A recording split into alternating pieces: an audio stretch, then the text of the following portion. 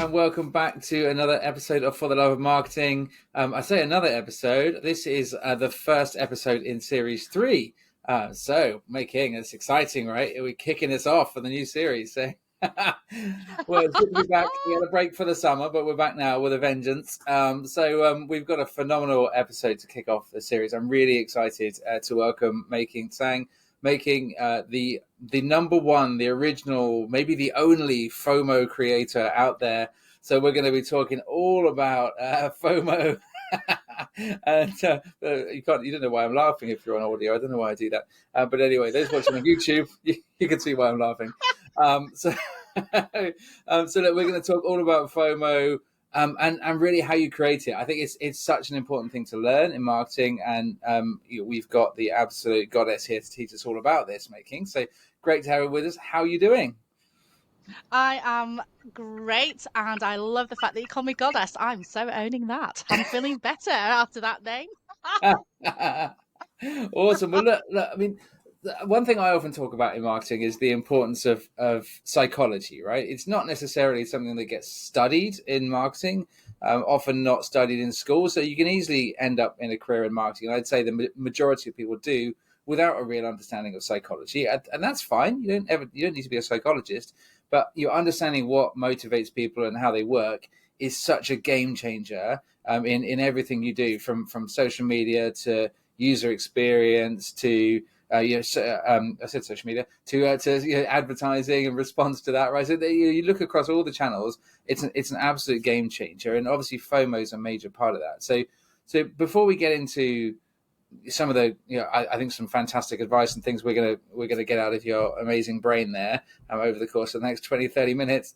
How did you get into this space? Tell us how you got into the being becoming the FOMO creator that you are. And I fell into it quite by accident, actually. So I was actually generating that buzz and excitement and that FOMO, that fear of missing out, for my own business. So my name's May King, and I had a tea business called May King Tea. Making tea, get it? And I was creating FOMOs. I was showcasing what I was doing, the people I was collaborating with, and really getting people on the socials excited about what I do, to the point where people were saying, "Oh my goodness, May King, what you're doing is amazing. Can you do this for us too?" And I said, "Yeah, sure, no problem." And that's basically how it started. So it started on Twitter. Twitter was my first love. And I was live tweeting and interviewing people, and just really getting that buzz and excitement of that event that I was doing out there onto the socials, with the whole goal of people thinking, "Oh my goodness, what is this? I want more of this. I want to buy the ticket, or I want to buy the product, or I want to go to that event." And that's where it came from, because I was doing it for myself. Others wanted, they saw the success that I was getting, and wanted a piece of that themselves. Awesome. Look, hey, I'm going to take a really quick sidestep here. Twitter's your first love, so how do you feel about it being X now? Not that great. So when you're saying I And was tweeting, you were actually Xing, right? So yeah. yeah. No, I mean, it's probably one of the worst PR campaigns ever, I would say. People are not fans of it, are they, really? No, not As a really. side note, Well, there's but one guy who really likes no. the idea, I hear. So let's move on. Awesome. So you created this buzz, right? Through the making tea, which is fantastic. And there's so many options for you to start businesses with making, right? There's so many options. But anyway, tell us a bit about what you did, because every marketer wants to be able to create FOMO, right? So how did you go about that? How did you come up with the ideas, and what were those ideas, and what can our listeners sort of learn from that? Well, the best time to market your next event is at this one. And especially if your event is 2, 3 days long, you can create that buzz and excitement on day one to get people enticed to come into day 2 and day 3. And it is all about, FOMO is about bridging the gap between social media and PR. You want to showcase that your event is a really, really good one. And how do you do that? By creating live content that's not polished, it's not edited, it's right here, right now, it's real, it's raw, and people can then make an informed decision as to whether they want to go, or what, or whether they want to find out more. So capturing those real live moments, like interviews, like live tweeting, like video, photographs, and as I say, not polished at all, not edited at all. You can do all the polishing and editing after the event, but live at the event, it is all about capturing those real live moments. If you hear speakers talking, capturing a great quote from them. If you've bumped into some incredible people, tagging them on the socials and showing what an amazing time you're having. This is all great PR.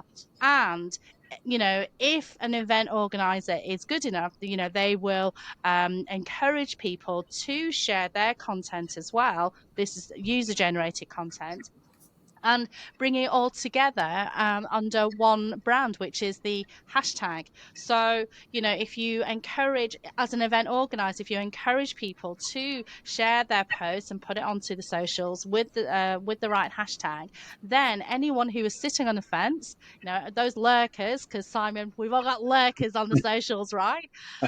We want to get those lurkers True. buzzing excited about what we do, Mm. and when the time is right for them, then they will jump on, find out more, buy the ticket, buy the thing, whatever it is. But Mm. that's essentially how you get started.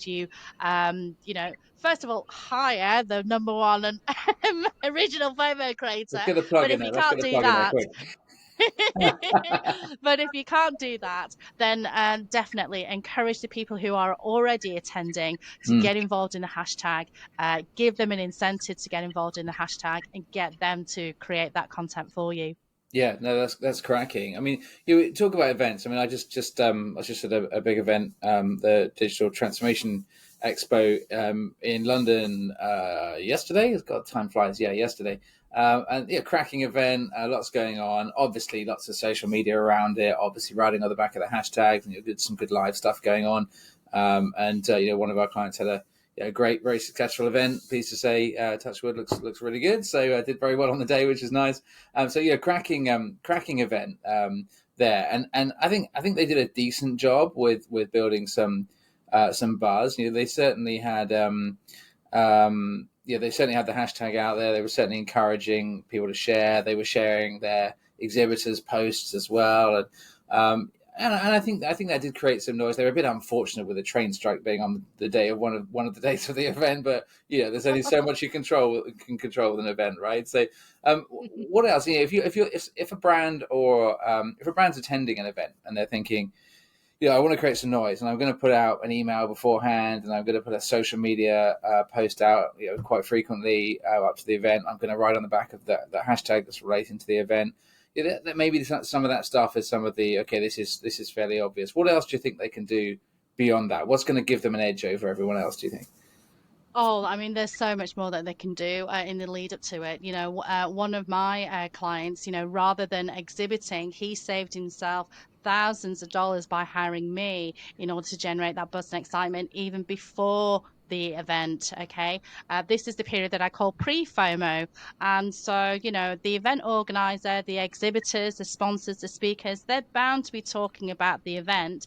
So what do? You get into the minds of those audiences by adding a comment or sharing their content, Mm. getting excited on their behalf. I mean, you're attending as well, of course, make it about you, but for the majority of majority of the time, make it about everyone else. Get involved and excited with the speakers, get involved and excited with the sponsors, exhibitors, attendees, and talk to them about, who you're most excited to see, who you are most excited to listen to, or to see at the exhibition, and talk about that. So that's the pre-FOMO bit. Mm. And then the live FOMO bit actually at the conference is where you create this, lots of content, on Twitter, on Instagram stories, LinkedIn, whatever your platform platform is, TikTok, Snapchat if you're down with kids, whatever it is, you can create that buzz and excitement by letting people know that you're there, few selfies, few videos, Yeah. letting people know what your biggest takeaways you heard from the speakers, and tag them in it, people that you've bumped into, taking photographs, that's all that kind of stuff that you can do. And then of course, after the event, this is what I call post FOMO, because Mhm. not everybody was there. So you can remind people what they missed out on by creating reels or videos. And this is where the polished bits comes in. If you wanted to create a highly polished show reel of what you experienced at the conference, that's the time to do that after the event, and that's a post FOMO. So there's a lot of time that people can generate buzz and excitement for themselves, whether you're an attendee, speaker, sponsor, exhibitor, Mm. conference organizer. You can create an event out of, before, during, and after the event itself. No, that's great advice. I mean, I think your social media is all about relationships, really, and there's a whole bunch of benefits to going out there and engaging with other people. Of course, it gets your name out much wider than just popping it out to your own followers as well. But yeah, also you never know what's going to come out of engaging with someone. You might have a really active conversation that might open doors. Someone else might find your comment that they might find that really interesting and want to then have a chat with you as well. And as you say, it can get your brand out there. It can create obviously the buzz and the FOMO that we're talking about as well. And of course, the relationship piece. If we think about the sort of the traditional event, if you like, of an event exhibition, if you like, at a specific venue, that's all about relationships as well. So build those relationships ahead of the event, and you go into the event with a bit of a head start. So yeah, fantastic, great advice. I mean, what else can you do in terms of building events? So you can go and exhibit at an event, but I think I've heard you talking about how you can make an event out of anything, right? So what else can you do to sort of create an event using FOMO? Yeah, absolutely. So, you are an exhibitor, so you have the ability to create your own Truman Show, as Love I it, say. Now, love it. you've seen the film, right, Do you know Simon? what? The Truman Show? I saw it for the first time probably only 2 or 3 years ago, and absolutely fell in love Ah, with it. And then I just watched yeah. it with my kids again maybe a week ago. So yeah, love Oh, it. It's a great movie. It's so good. absolutely amazing, but and so ahead of its time. Yeah. If you look at it through the lens of the lens now, so for those people who haven't seen the film, Jim Carrey's character Truman was being filmed 24/7, and so people were hooked. People wanted to know his ups, downs, his trials, his tribulations, his failures, his successes, and so on. And us, as an exhibitor, we have the capacity to create our own Truman Show because you are an exhibitor at a conference. So, what is it that people are going to be interested in what you're doing? Don't do the same like every other exhibitor, taking that photograph saying, you can come and find us at stand P67, because that's boring.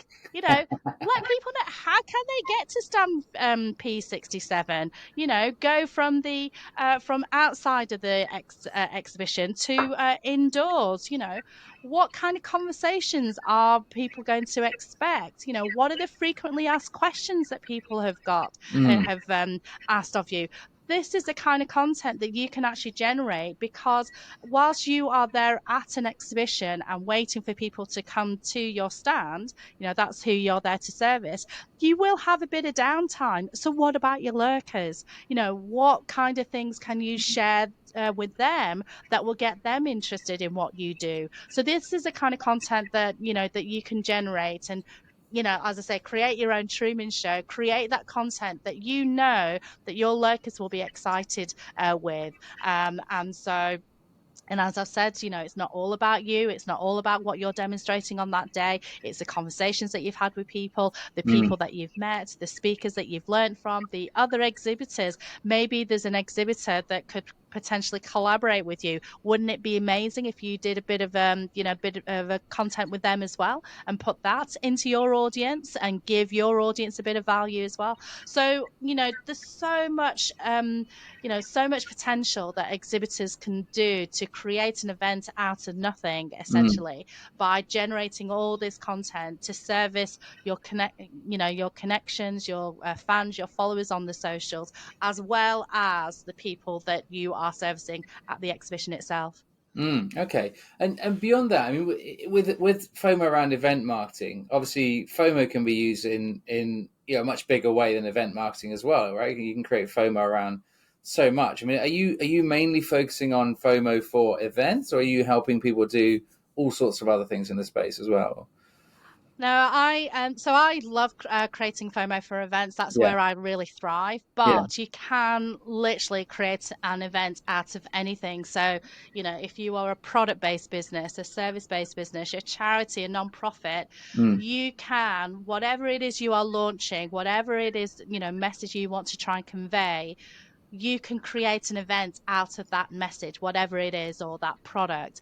And, thinking about the pre FOMO, live FOMO, post FOMO, think of everything as a mini campaign. What can you do to generate that buzz and excitement before? What can you do live at the thing? What can you do afterwards? And if you think of that in threes, then you can pretty much generate an event out of anything. And if you generate an event out of anything, you can create FOMO out of anything too.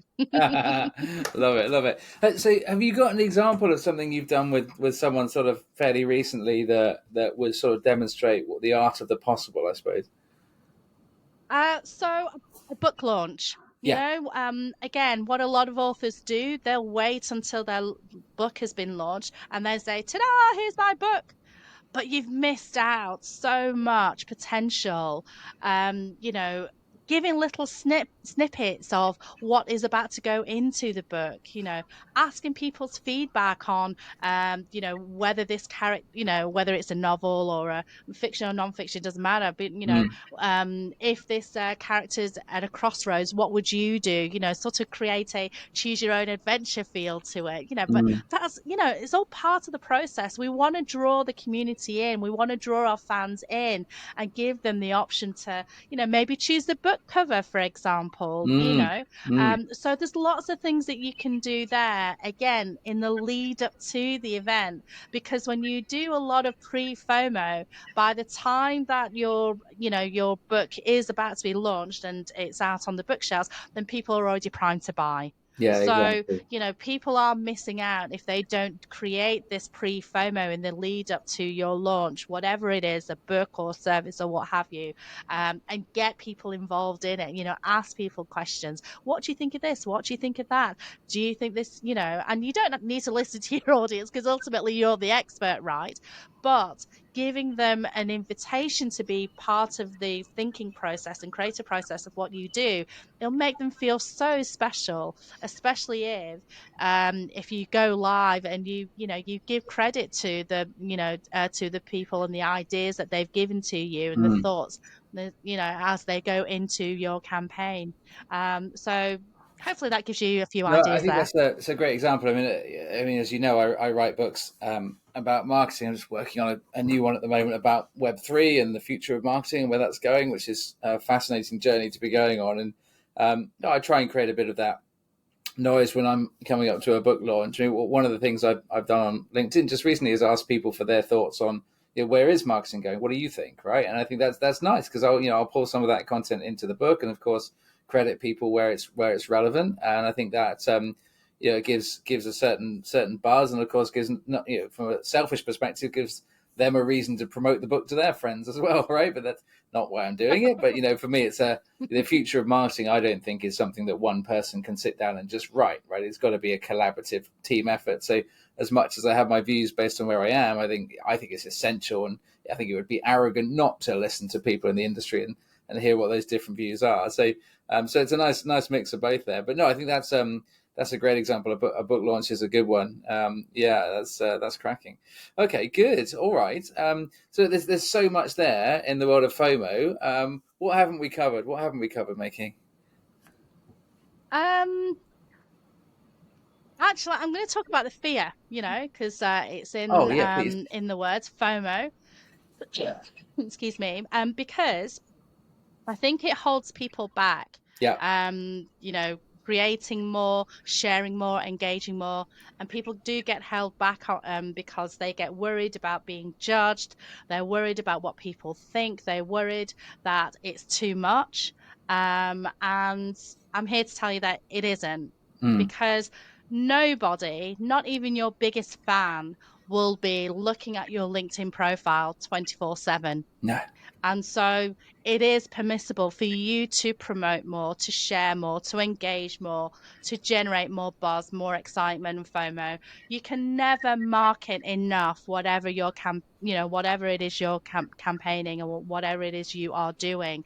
And even when I have been promoting an event, there was one event actually. I thought, oh gosh, have I done too much? And I remember this lady, came in the DMs and says, what's this event all about? And I thought, oh my goodness, has she been sleeping under a rock? Because I've literally been talking about it so much. But the very notion, and she, she's a good fan, fan of what I do as well. So, that reminded me that no, you can't promote too much. You can't, share too much. You can't Yeah. engage too much. Don't be spammy. Don't go selling all the time. You have to be creative in what you do.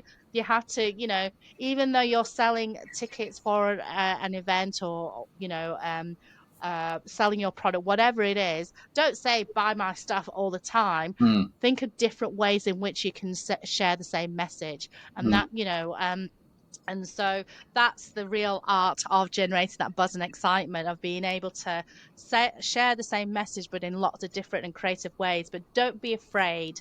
Don't don't think that that you're promoted too much, because you I can't. think it's a And great point. especially if people, Yeah, yeah, because I think sometimes marketers can be a bit guilty of that, and I think are being, not always, but sometimes a bit timid about that. And I think it's important not to be, because you've got to remember that what you're looking at, and the angle you're looking at it from, is totally different to what the consumer's looking at it from. It's like when you write your web page, and I've had this conversation many times with people, and they say, oh, there's too much content on this web page, and it's like, well, no one is going to come in at the top of the web page and read it all the way to the bottom. So don't worry about that. If it's a blog, hopefully they will, right? But the people are going to find the bits that matter to them, and if the bit's not quite relevant to them, they'll skip past it and they'll get to the piece that is. Not that I'm encouraging you write a big long waffly website full of nonsense, by the way, but you get my point, right? That don't worry that just because there's a lot of information there, that people are going to think this is too much, because they won't. They'll skip to the important part. And the worst case absolutely. scenario is, if as long as you're not spammy, the worst case scenario is they see your social post about it and they think, I've seen a bunch of those this week, and they skip past it, but it's still gone into their mind as a reminder that that's going on. So it's not a Yeah, bad thing. I've got one yeah. last question for you, May King. What do you think about the trend over the last few years towards JOMO? So, I love this question, because when I first declared myself as a FOMO creator, I did actually get a few DMs that said, FOMO? I don't want FOMO. I want JOMO. I Yeah. want joy of missing out. And I get that. From a personal viewpoint, I get it. You don't want to be going to every party going, or going to every event that's happening in your local area. I get that. We need a bit of respite from time to time. That's what my body's telling me at the moment. It's these cold sores, right? Slow down. However, in a business setting, or a charity or non-profit setting, FOMO is a good thing. We want people to get buzzed and excited about what we do. We want to get more donations. We want to get people to learn about our cause, so that they can start spreading the word about it as well. Mm, So, in a business or charity or non-profit setting, FOMO is a good thing. And I'm glad yeah. you asked the question as well, because a few other people who, sort of trolled and went into my DMs and said, FOMO, it's so manipulative, it's so icky, it's so salesy, spammy. The way that I do it is not Yeah. Yeah. icky. The way that I do it is not manipulative. All I am Yeah. doing is, for my clients, is stating, this is what you're seeing. these are the people that I'm interviewing. These are the speakers that you've just heard. Mm-hmm. These are the takeaways that people have had. These are the incredible people that have just bumped into other people. That's all I'm doing. Yeah. I'm not saying come buy my stuff now because, that time is running out. I'm literally creating content, putting it out to the socials, and the lurkers, they can make an informed decision as to whether they want to buy or want to know more and all the rest of it. Yeah. So the way that I do FOMO marketing is not the icky, salesy, spammy stuff. Yeah. And it is a good thing for our business, our charity, our non-profits. Yeah, just to be clear, I'm not trolling you. Just to be totally clear on that. So I agree. For me, it's not either or, right? It's not FOMO or JOMO. It's both, right? And FOMO, if done well, like anything today, should be about people and relationships. It shouldn't be about clickbait and just trying to manipulate people into getting the result you want out of them. It should be about genuinely doing something meaningful. And if you don't like what we're doing meaningfully, that's fine. Turn the other way. You don't have to get involved. But I think if you're putting something out there that is useful, interesting, and people may want to engage with, which is ultimately what we're talking about, that's a good thing. And if you want to take a week off and switch all your phones off and disappear out into the woods, good for you. I think it's a very good thing to do. A good digital detox and a bit of JOMO from time to time is a very good thing. Awesome. Well, look, Absolutely. May King, there's so much in there. I think if you're out there and you think there's a benefit to creating FOMO and you're struggling with that in your organization or for yourself or whatever it is, go and have a chat with May King. She's done some amazing work in this space, the number one FOMO creator, and she will do great things for you. So definitely get in touch with May King. But yeah, loads of great stuff in there, May King. Thank you so much for stopping by and for opening Series 3 for us. It's been a great conversation, and hopefully we'll catch up soon. And to everyone else, don't forget to like and subscribe, and we'll see you in the next episode where I think we're talking about affiliate marketing, and there's some really exciting stuff going on in that space at the moment. So we'll see you in the next episode. Goodbye.